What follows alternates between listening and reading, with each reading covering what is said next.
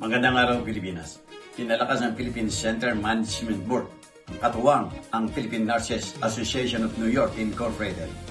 Ang kahandaan ng mga kawani ng Philippine Consulate General sa New York sa pamagitan ng CPR o ang Cardiopulmonary Resuscitation Training na isinagawa noong Sabado, May 9, 2026. Pinangunahan ng mga bihasang facilitator ang hands-on session na nakabatay sa mga pamantayan ng American Heart Association.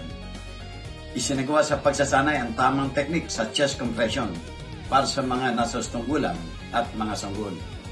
Ang aktibidad ay bahagi ng patuloy na inisyatiba upang tiyakin ang kaligtasan at kahandaan ng mga kawani sa oras ng mga medical emergency sa kasanayan sa pagliligtas buhay.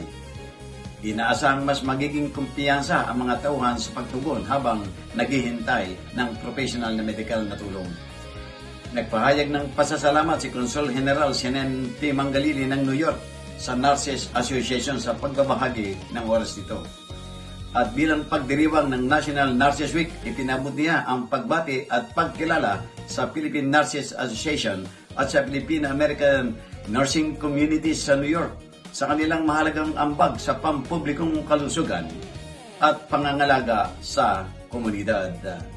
Mula Amerika, Jojo Cesar Magsumulugulat para sa journalnews.com.ph.